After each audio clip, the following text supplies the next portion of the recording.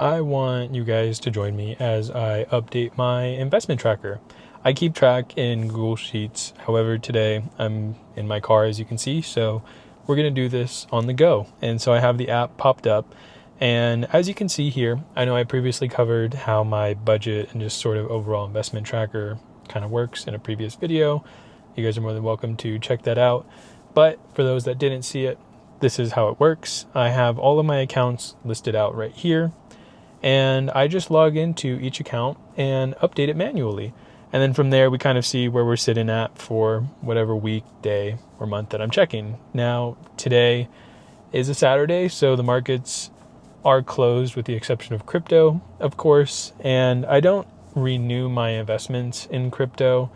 However, it's been actually climbing as of the past couple of days, which is nice to see because it's been really down for quite some time now. So starting off, we have my Fidelity individual account. You'll have to excuse that I may need to blur out some sensitive account information, but we'll try to get this updated for you guys. So if I take a look here at the summary, just so that it's a little bit more of an exciting view for everybody, we are at $8,878.48. So I'll hop back over. As you can see, this was probably fairly recently updated.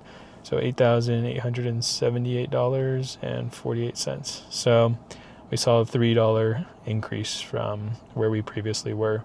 And what's also nice is I have a Fidelity crypto as well as a Fidelity Roth IRA.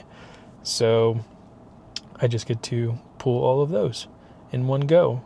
We'll start with the Roth IRA. We can see we are at $15,035.93. We lost quite a bit, so about $75. So $15,35.98, I think, was the total. 93.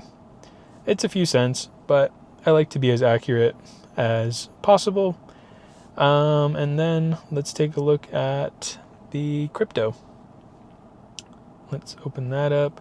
So again, this one's been performing well over the past few days. Today, obviously, it's a little bit in the red, but no big deal because we're used to seeing that hover around like $85. So pretty nice gain overall.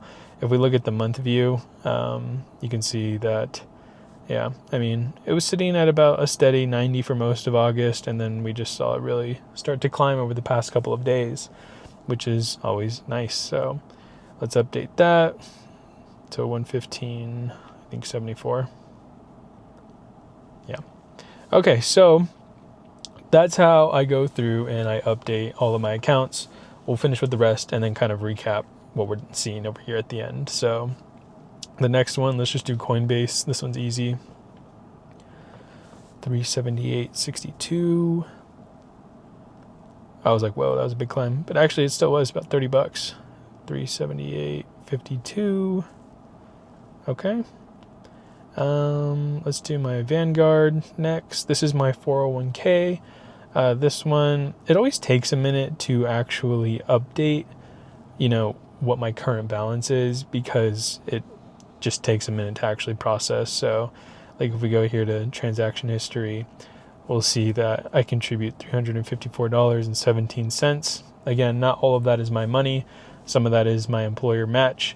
So I get paid on the 15th and the 30th of every single month. And if that falls on a weekend, then I get paid, whatever day before that 15th. So it didn't process until the 18th, and I didn't actually see it in my account until probably like 2 days after that, than what it's showing here. So, I kind of have to wait the longest for this as well as my HSA. But in the meantime, I usually just try to estimate what it could be, without calculating any gains or, losses. So 79, 64, 77. It's about $30. 79, 64, 77, I believe. Yeah. Nice. Okay. So now we got that in. Let's move to Robinhood. Oops, I had that open. We'll blur that out as I type in my password. This one I wish just was a little bit easier to navigate. It's pretty easy overall, but crypto, we are at 372.29. That's a pretty good gain, almost $40. 372.49. And then last but not least, or almost last but not least, is the stocks. 654.70. Lost $1, nice. 654.70. And then the last account we need to add, or update I should say, is my HSA. I haven't logged into that one, so give me a moment while I log into this, will you guys? But yeah, as I log in, I think it's important to regularly check your accounts, but not obsess over them. And I'm in a little bit of a hybrid situation where I kind of constantly check my accounts, but I'm not mentally obsessing over them. I just like checking them to see, where I'm at overall, but by no means am I, freaking out if I see, my 401k and my Roth IRA are in the red, because I'm a long-term investor. So for me, that just means I've got to watch, what the market does over the course of 5 years, not 5 days. Now that we're logged in, we can update 2 accounts. So my HSA has a cash value account where that's for like any medical emergencies, and I have to have a minimum balance in it. Once I reach that threshold, and I think the threshold is $1,000, I can invest anything left over. So right now we are sitting at $2,555.78, I think. 83.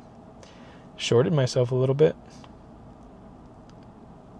and made that update, which is nice. And then I said I can update my other account. So let's see. So I'm holding $1,087.95. So overall, I would say that we're doing pretty well.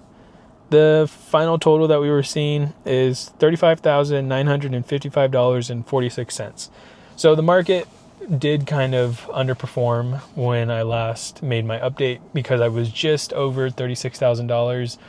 And that's kind of why it's tricky to give portfolio updates, just because the market, as of right now especially, is so volatile. And, when it's a good day, it's a good day. But when it's a bad day, all of the accounts kind of feel it. For a long time, crypto would kind of like off balance what I was seeing in my, stock investments. But nowadays it just seems like everything is down when it's down.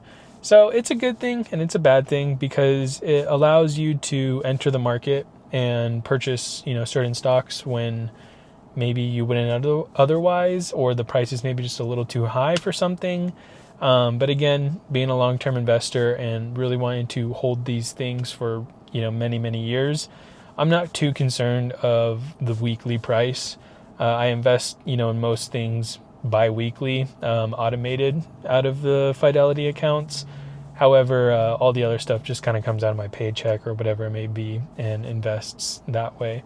But it makes it easy to, know that it's long-term and frequently check the accounts. If it wasn't long-term and I was frequently checking them, then, there may be an issue of, oh no, like I just lost, $300 today. But again, because sometimes the market has such good highs that it really makes the lows feel like, it's a temporary blurb. And temporary can be, a couple days, a couple weeks, and honestly, worst case scenario, a few months. But the thing I want to stress to those that are just new to investing is those few months of, red that we're seeing across the market are going to outweigh the next, 10 years of green that, you may see coming out of this market slump. And that to me is what keeps me going. It was something that, was hard to learn, but it's definitely motivating now to know that the money's going to perform how it's going to perform, and we're just going to have to flow with the punches. So thank you guys for joining me as I updated my portfolio, and I'll see you in the next one.